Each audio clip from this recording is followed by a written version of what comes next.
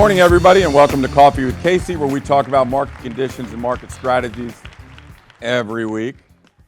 You know, you kind of think it's going to get boring, but this has been the most exciting time since 2020. So much has happened. But in order for us to know where we are and where we're going, we need to know where we came from, right? So today we're going to talk about how we got here and where we're going. This is very important. This is a mandatory for all our agents.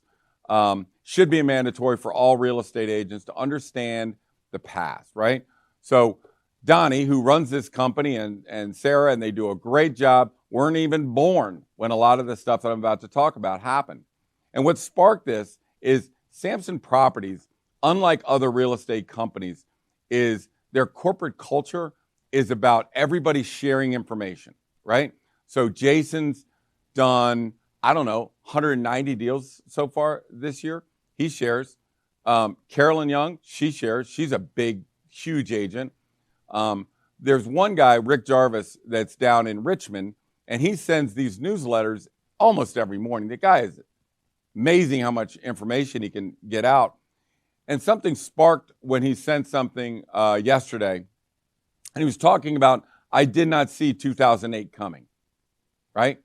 I didn't see it coming. And I'm like, well, I didn't see 1983 coming. I didn't see 1993 coming. I didn't see 2000. So this string of what happens, what was the event that made it happen, what happened to the market is important for us to all learn. So I'm going to take you back a little bit. I'm going to work through this really fast. In 1980, and all of this happened because of poor financial management by the government, by the Fed, by Standard & Poor's, but certain events rock this market, and we have to know that because it's about to repeat itself again. So you got to know what happened back in the 1980s. Some of you have heard me say, watch what's happening with fuel prices. You've got to watch what's happening with fuel prices. I was like, what the hell's fuel prices got to do with real estate? Well, in 1974, there was an OPEC oil embargo. We had to sit in line waiting for gas for 2 hours to get gas. And then you only got 8 gallons of gas. Now imagine that. Oil prices, gas prices tripled. Within years, inflation was up at 17%. Interest rates were at 17%. So fuel prices went up, inflation went up, interest rates went up. Market, what happened to the market? Boom, down it went, right? So I was too young, to be honest with you. I got in 1981, didn't really realize what was going on. So yes, I was caught off guard, but interest rates soared to 17.5%. That's the 80s. So let's just summarize that one by there was government overspending, but it was the fuel prices that triggered it. So don't forget that in the future when I start talking about today's indicators. Then in 1990s, what happened was government deregulation of the savings and loan industry. So what happened was on the corner, just like your federal credit unions, on the corner was mom and pop savings and loans. What they did was they made car loans, they made housing loans, they did all of this stuff.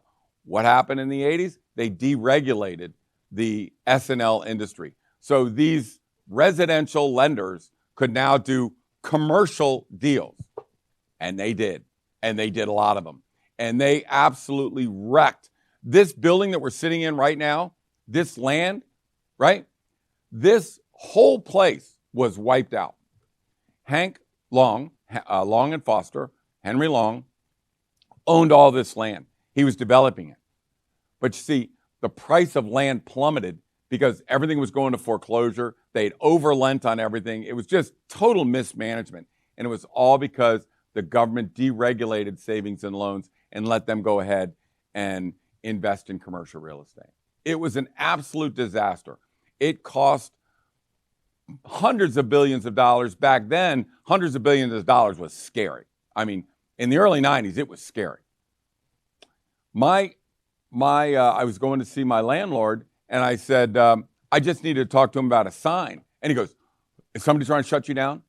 Is anybody trying to shut you down? I'm like, no. He goes, I'm going to cut your rent in half. How's that? Does that sound good to you? I'm going to cut your rent in half. And I sat outside his room, and I started shaking. I'm like, holy shit. There's no floor to where we're going. I have no idea what's going on now. And I mean, prices were soft. People would come in and give you the keys to their house. You may have had a second trust. They give you the keys and say, take it. I don't want it. Prices went down. In an area where up until then, everybody's like, hey, we're in Northern Virginia, government-based stuff. We're secure. Prices could never go down in Northern Virginia. That was the 90s. So what happened? Deregulation. Too much money was pumped into the system, and a collapse happened. Now let's move forward to 2025. Okay? 2025. The government said anybody can buy a house. Remember I keep talking about buyer pools? You know, we're always looking for that buyer pool. The buyer pool went like this. Anybody can buy a house. Can you fog this mirror? Yes, you can buy a house. No money down, no closing costs, 5% interest. You can buy this house. Got it. I made the statement in 2005, I could literally get a ham sandwich alone in this market if it had a Social Security number. You give me a ham sandwich with a Social Security number, I will get you a house for that ham sandwich. So, of course, the buyer pool went like this. Prices went like that, right? Well, it was all artificial because what happened was the government first said everybody can have a loan. And then things started to go bad, really bad. And the government went like this. In 2007, they went like this. Oh, only the best people can get a loan. Anybody can get a loan. Buyer pools like this. Nobody can get a loan. 20% down. Perfect credit.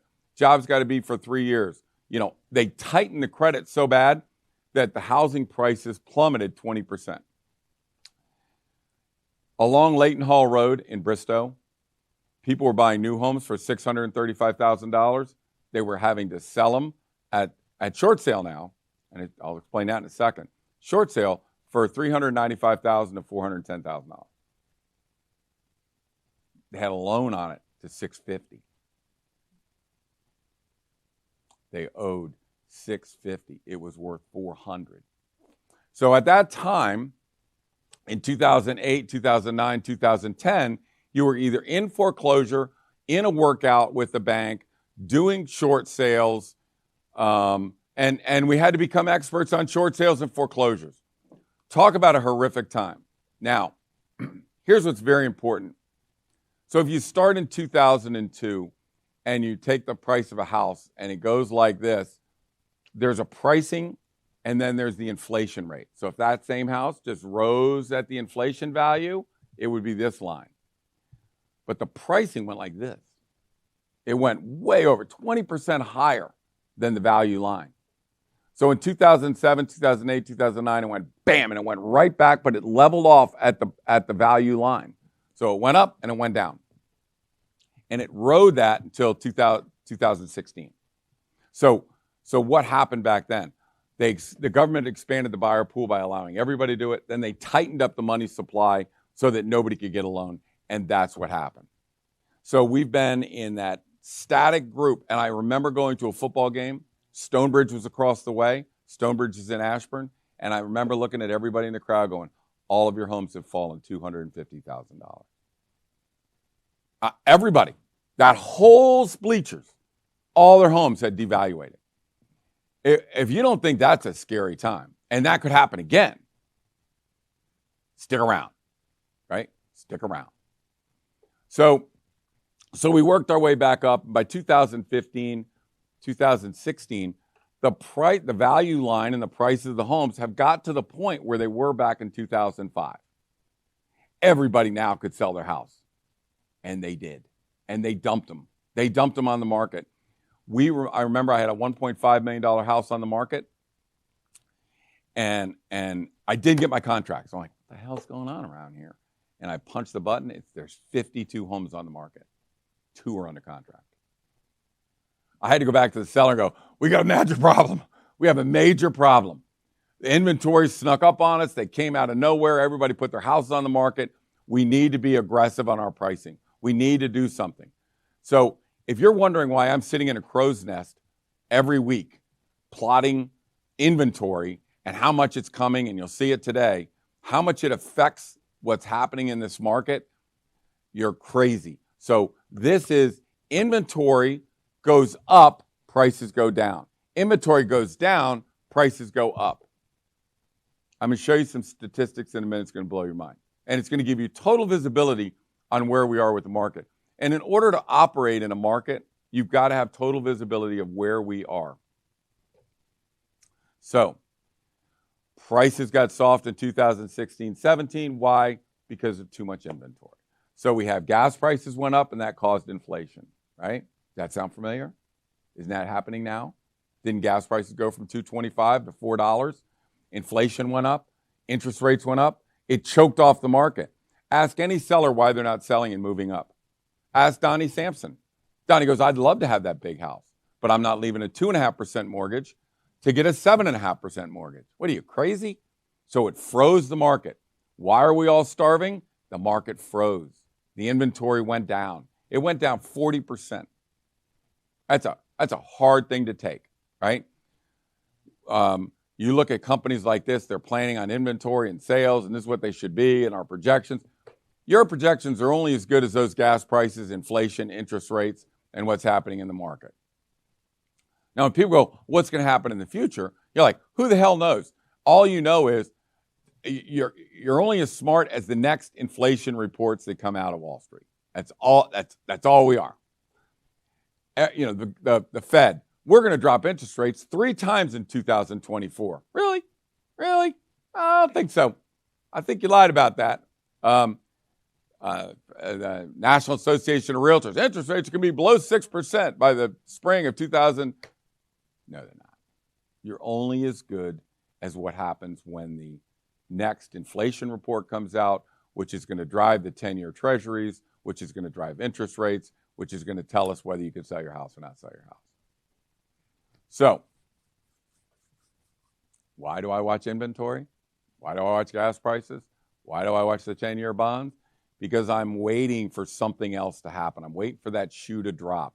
Because this week we walked in and we met with $9 million worth of sellers that are going to sell within the next 2 to 3 weeks, that have to have accurate statistics on where's the inventory, what percentage of these houses are under contract. Can you imagine having inventory way down and only 30% of the homes are under contract? How does that happen? How the hell does that happen? Every home we put on sells, and it sells immediately, and it sells $100,000 over list price. Then why are 60 to 70% of the homes sitting on the market unsold? What the hell's going on? Now, this is why mandatory for all realtors. There's no excuse, if you follow some of the rules, how houses sit on the market and don't sell. There are anomalies, like Daliera said, I've got a $4 million house, I get a $4 million offer from a buyer, it's all cash, it's no contingencies, and the seller says no. Crazy stuff happens, man. It's the general public. Things happen, okay? But there's no excuse why you put a home on the market, you test the home on the price, you make sure you have contracts coming in before you launch it live, and away you go. So I started this show in 2020 because I knew all of those things had happened. So I did it in 2020 and said, we just need to stay up in touch with what's going on every week. And I said, this will probably only last like 4 weeks because I don't have that much to say. And that was like 4.5 years ago. And it seems like every show is more important than the last show. Since 2020, since we started this, we had our pandemic. We locked down. Anybody ever been through a lockdown? I haven't. I've never seen anything like that. I had to get sprayed down to go into a house for a listing appointment. She sprayed me down with antiseptic. Ever see anything like that? There's some weird shit going on. I mean, it was crazy, right? So anyways, we're in there with masks, and so we've had lockdowns. We've had football season canceled, break my heart. You had, all sorts of kids' activities canceled. Kids are in school. Kids are not going to school. They're sitting at home. Does that suck? Graduation canceled. Prom canceled. Everything. What a disaster it was. Interest rates during that time have gone from 2.5% to 7.5%. Ever seen 5% interest rate increase in your life? Nope. Neither have I. That's some wild stuff right there. So this is happening as we're doing these shows and trying to adjust what we do up and down based on this. Inventory went down 35%, collapsed. The inventory collapsed. Prices are nuts. A $1.4 million house is selling for $1.6 million. Is that crazy? And when a seller goes, oh, I was hoping for 1.7, it's like, yeah, I know you were. But in 2020, your home was worth $2.1 million. Today, it's worth $1.4 million. Take the 1.4 and let's get the hell out of here. You just went up $300,000 in just that amount of time. Actually, my numbers are off because it's gone up 35%. So let's call that 1.45. Then they get 1.5. 1920 was 1.1 million. It's nuts. Now, I say these numbers, and you can just relate that to your industry because yours might be a $500,000, but now it's selling for $685,000, which is nuts. $700,000, it's nuts. So I'm going to make sense of all that here in a second. So the affordability has been blown all to hell. Imagine if you're a young couple and you got a job, you've been through college, you got your jobs, you're going to go out and find a house. You're like, I'm sorry, the interest rate is what? And the payment is what? The payment went from $3,000 on that house to $7,000 on that house. Same house now. Prices went up, interest rates went up. What the hell's going on? Can you imagine being a kid trying to buy a house today? There are no homes to buy. The inventory was down, coming back. I'm going to talk about that in a minute. But, you had buyers, a lot of you had buyers. You'd go out and you'd submit 5, 6, 7 contracts and lose them all. And you're like, I can't in good faith tell you to pay that price for that house because that's not worth that. So, inflation, 8%. Who thought after all these 2% inflation years we'd see 8% inflation? I did. I'll tell you how I knew. Gas prices went through the roof. When gas prices go up, it's followed by food prices going up. And I don't buy this 3.5% inflation right now. That's ridiculous. You go to the grocery store. I mean, I've never looked at it and said, $2.50 for this little thing of beans? I'll wait. I'll live without beans. $2.50, a little bean thing like that. Are you nuts? Those are $1. $1. So I don't want to hear any of this. Inflation's down to 3.5%. It's not. Something's going on. So we had 10 contracts for every listing that we had. We had people throwing home inspections out, no appraisal contingency, coming in with a lot of cash. The contracts we have are crazy. No home inspections until June of 2022. Until June of 2022, we never saw one home inspection, over 300 sales. But in June of 2022, things started to change. Buyers got more control. There's a little more inventory out. Buyers got control. Then every contract had a home inspection contingency in it. Every one of them. The first 4 we did, the first 2 kicked out. Just kicked out. Said, we decided we don't want that house. The third one cost about $40,000 in things we had to fix up, right? So after that, how do we adjust to the market? Got it. Call Bob Lamb in. Bob Lamb is a home inspector that does it for sellers. Everybody wants Bob Lamb's number? I'll let him know. Bob Lamb went in and inspected every house before we listed it. He has a 100-page report. I just said, I just want to know about the electrical, heating, cooling, plumbing, roof, and foundation to make sure we have no moisture in the basement. That's the only thing I want you to check. But Bob's got to give 100 pages. But guess what? It worked. Because every single contract, they pulled the home inspection out. Without Bob Lamb and the pre-home inspection, we lose millions of dollars of contracts. Millions of dollars of contracts. So there's adjustments you can make when the market shifts. Having the contingency removed is powerful stuff, right? The other thing we did, we said, well, market's a little crazy. I'll tell you what we're going to do. instead of launching a house on active, we're going to launch it during coming soon with all the marketing and the social media and the geofencing and the targeting buyers and all the rest of this stuff. We're going to do that in coming soon.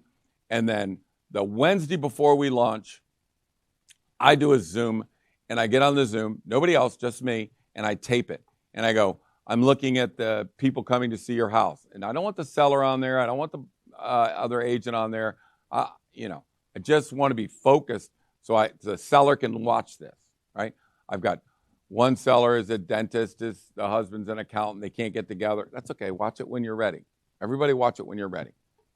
I said, I'm looking at, you only have one favorite. That's not enough. We need at least 6 people that are favoring this house.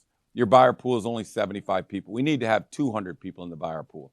And I'm literally looking at MLS, Showing Time, Google Analytics. I'm looking at all these documents where they can see it. They can see what I'm looking through. And I come to the conclusion that we're good to go. We're ready to go. Let's launch at 145 or whatever we say we're going to launch at. But 50% of the time, I'm like, we are at the wrong number. We are not at the right number. We got to get down to 1.4 or 1.3, or we got to get to the next $50,000 level.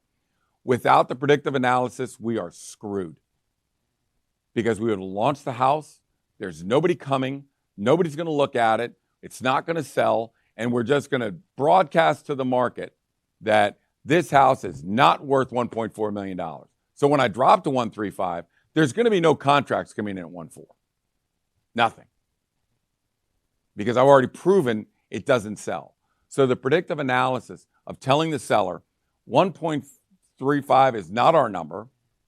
We need to get to 1.3. This is a very strong recommendation. This is a 100% recommendation. We got to get to 1.3.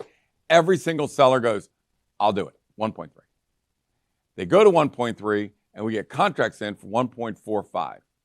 We had 2 of them for 1.48. 2 of them, right? The average over, when we drop the price, because when you talk to the seller, when I talk to sellers, I'm just looking for the buyer pool. If I can find the buyer pool that would come in and see this house, they're going to fall in love with it. They're going to love it. They're going to look at it, and then they're going to say, I've got to have this house. Why? Because 70% of the houses are overpriced or underprepared. When they see your houses, not only is it well priced, kind of little low.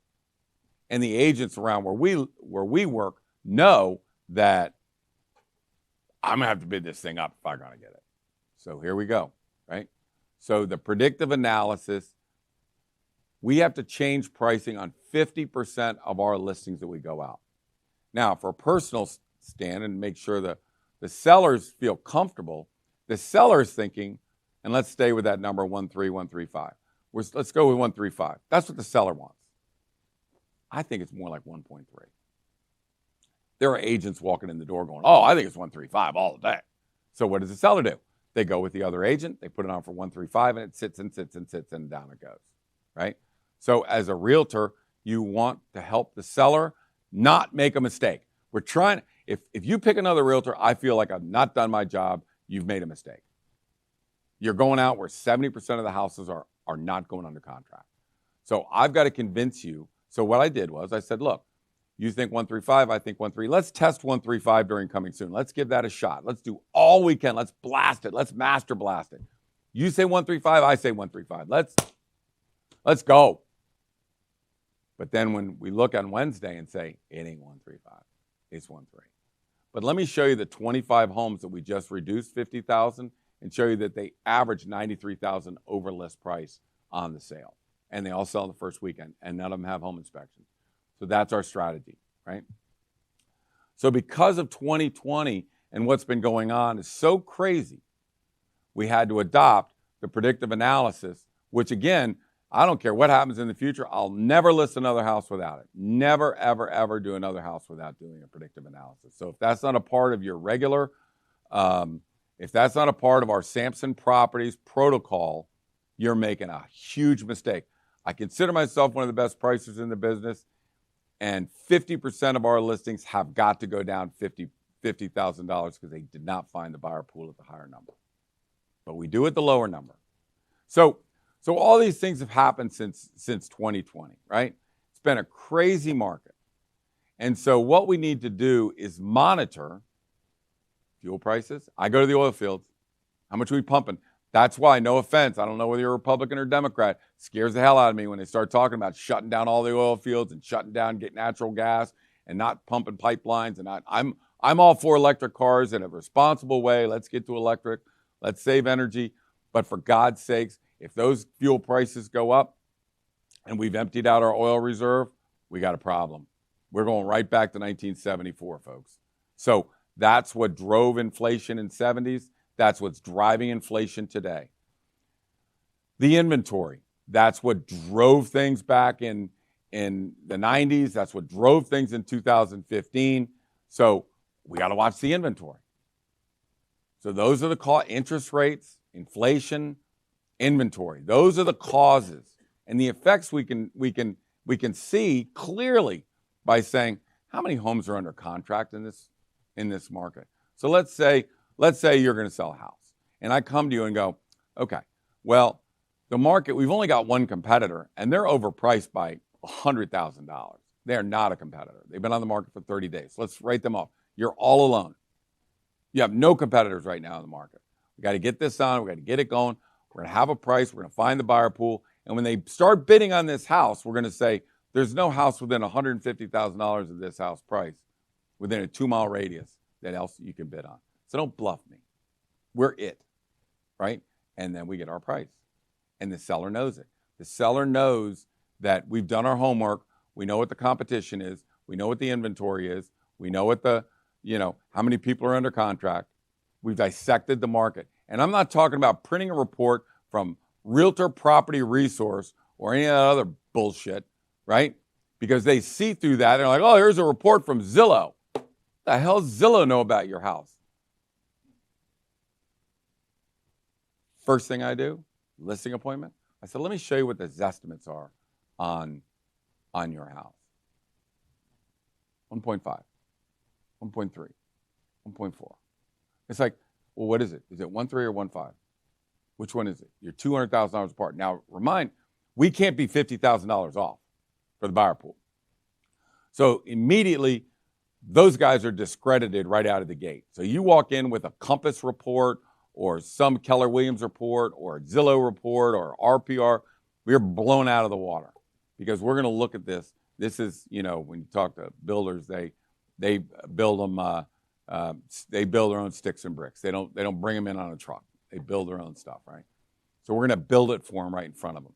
So it's important that we have these tools. So I'm going to talk about the tools now that you need to know over, what's happening in the market today. So I'm going to try and read this to you because I know that it's a little hard to see. It's a little hard to see for me too. But the green is the prices that have gone up in the past 4 years. So if you pick a place like Vienna or Oakton, you can see most of them have gone up 35 to 45%. So the prices have increased 35 to 40%. Now, understand this. Inflation has only gone up about 22%. And they're up 35%. So what does that tell you about our pricing? How much over, Ava, you're an intern, how much over valued are our houses? If they went up 35% and the inflation only went up 22%, what's the difference in those two? 13%, right? Good answer. 13%. Our homes are 13% overvalued. Does that mean they're going to crash? I didn't say that. They could come gliding back down and inflation comes up, but they're going to meet. You're going to meet the inflation line down the road. I'm not sure whether it's going to go like this or go like that. We're going to find out. The red you see here, that's the inventory. Over the past 4 years, inventory, the average inventory is down 35%, right? So if 35% the inventory went down, that caused prices to go up. Well, what happens if inventory comes back? See the bottom one? That's the 30-day, I think that's the 30-day inventory, and this is by town. Vienna went up in the last 30 days 71%. So if you don't think I'm watching these like a hawk, you're crazy. And when I show this to the seller, they're like, inventory's back 71%. Can we get this on the market tomorrow? When can we get this on the market? How quick can we get this on the market? And I'm not bluffing. I mean, I'm trying to get on the market before the rest of the inventory. When people say, well, if interest rates come down 5.5%, there's going to be a run on the bank, and everybody's going to be out buying houses, and prices are going to go up. And I say that's wrong. Because as soon as prices go back down, Donnie Samson and all the people that are sitting on those 2.5% mortgages, they're going to start moving. So the inventory is going to go up. Inventory go up, buyer pool go up. That's good for us, right? A lot more transactions are going to happen in the market. But if you don't monitor where the inventory is, look, Vienna's up 33%, Oakton's up, McLean is kind of down. So the first thing I look at is inventory. Again, this is what killed us in 2015, 16, and 17. There is the inventory by city. This is more current inventory. This is what I just did. So we're up 55% over in Vienna. And you can see these charts are available weekly at caseysamson.com. So if you want to go to caseysamson.com, print them out. Take them to a seller. I don't care. But under the market snapshot, you're going to see these charts. And you need to know what's going on in your... So let's look at the success rate. This is what kills me. I got to get a little closer. My eyes aren't that good. So the success rate is how many homes are on the market, how many of them are pending. Forget the active contingent because I don't count those as successes. When it's pending and it's on its way to settlement, that's a success. So if 10 homes are on the market in McLean, only 2.3%, 2.3 of them are under contract. There's 7.7, right? I use the right math? 7.7. 70% of the homes are not under contract in McLean. Now, their inventory is low, so what the hell's going on? And you're going to see that in a minute. Actually, yeah, I'm going to show you that in a minute as soon as we get to the pricing section. But look at the success rate out west, okay? Aldi, Ashburn, they're doing just fine. But remember this, anything under 40%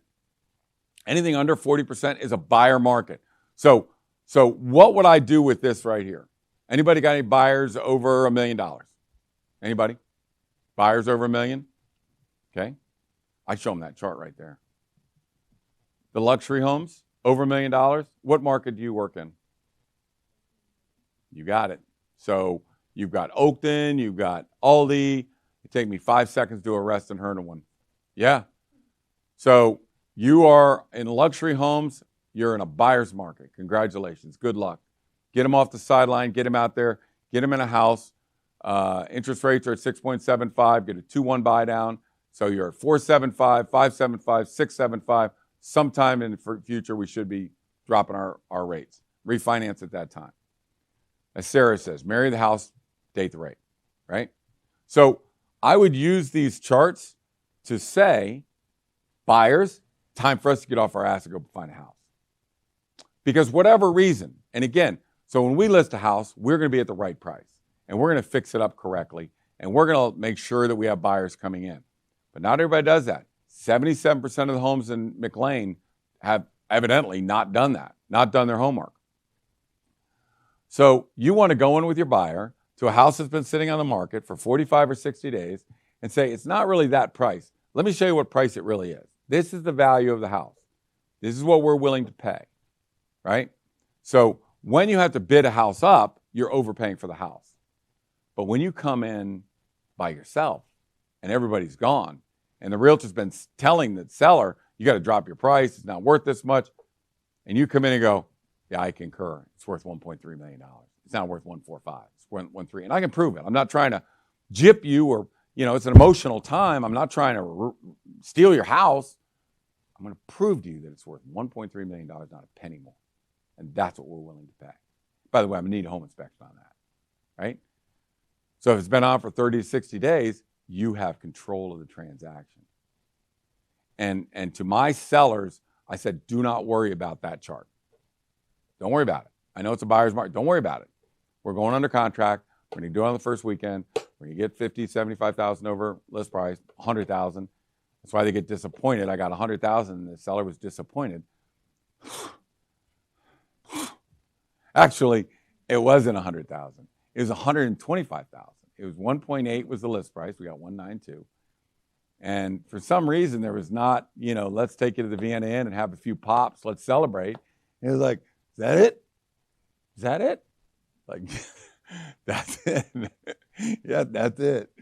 So, and again, I'll look at this. Vienna is doing better. So 50% of their homes are under contract. Now, why is Vienna doing so well and McLean not doing so well? I'm going to skip forward a little bit. Oh, wait a minute. I don't have to skip at all. Okay.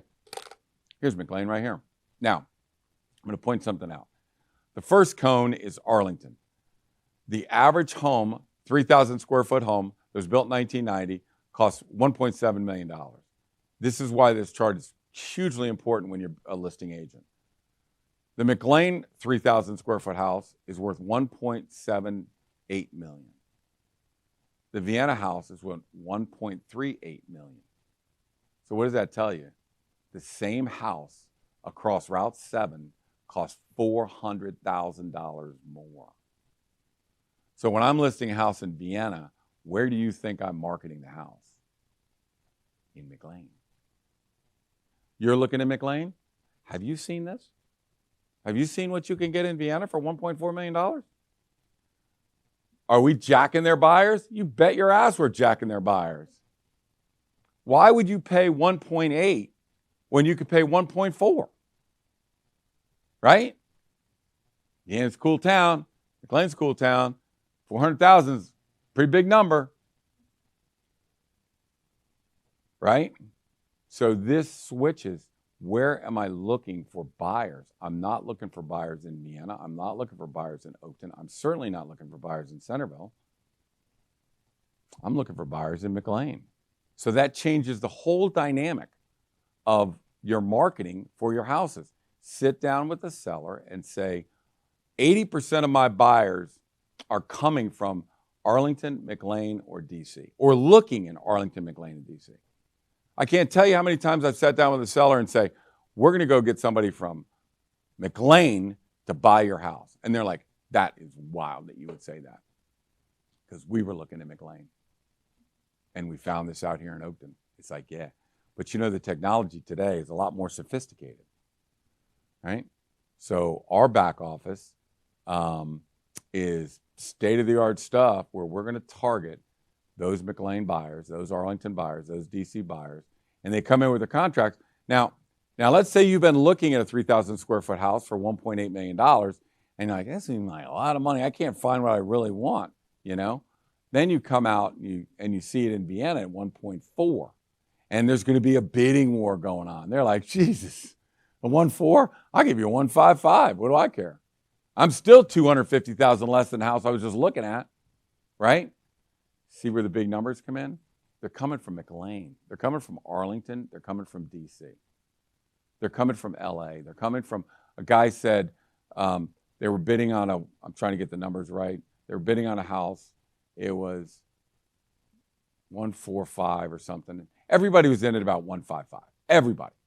We had 6 contracts in at 155. Guy goes, hey man, will 165 get me in this house? I'm like, No contingencies? No contingencies. He goes, in LA, I can't buy an apartment for $1.65 million. And I can buy a big house like that and have my kids walk to Madison. That's awesome.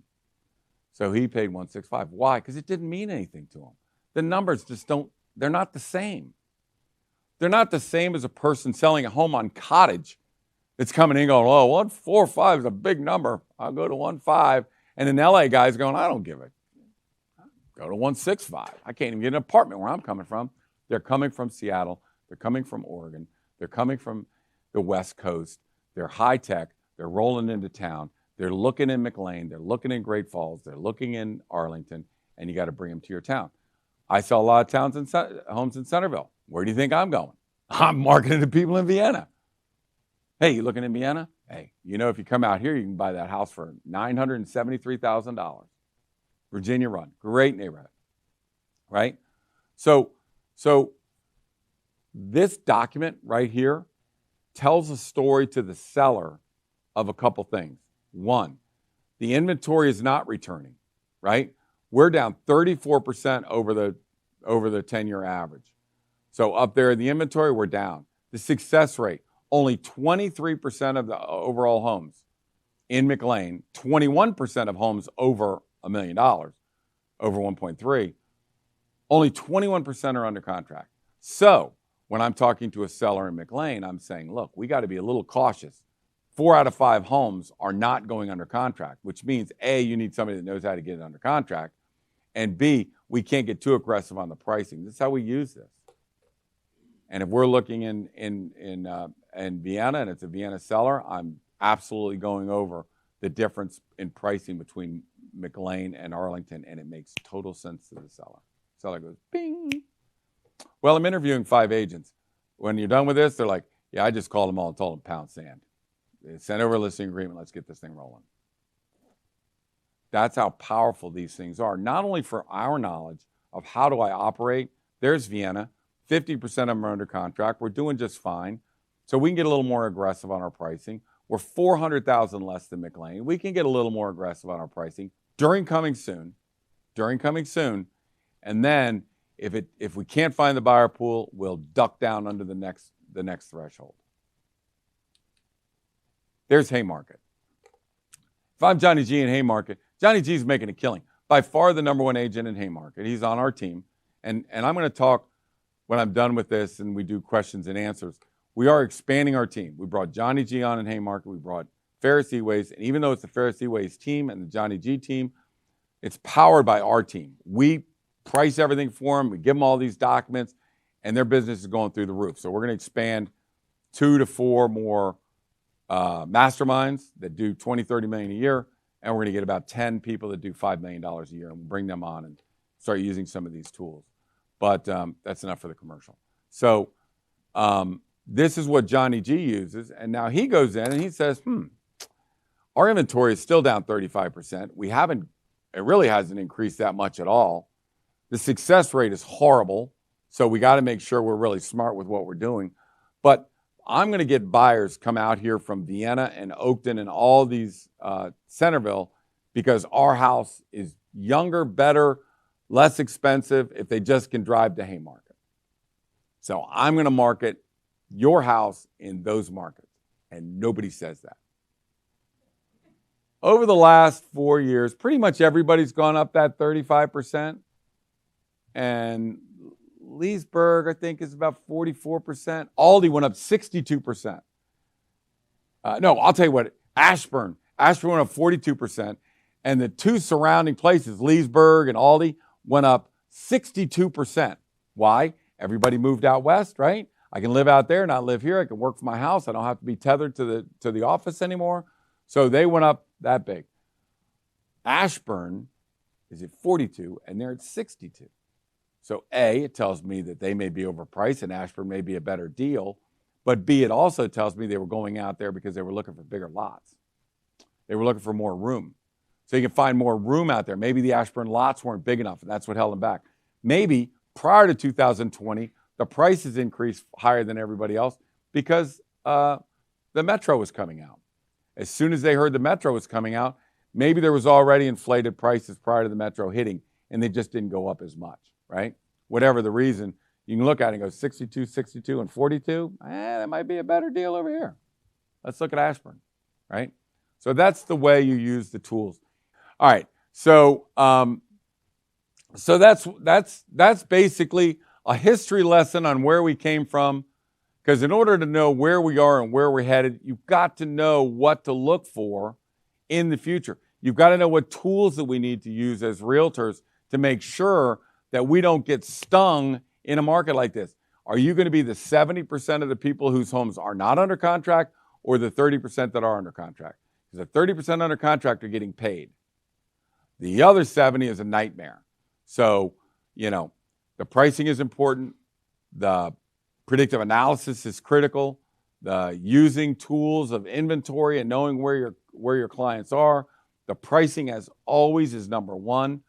But that's the way you adjust and working through this market. My name is Casey Samson. You've been listening to Coffee with Casey. We come to you, this was a heavy one, we come to you every Thursday and talk about market strategies and market conditions and how important they are to working our way through the moving sands that are the real estate market of 2024. We'll see you again next week. Bye.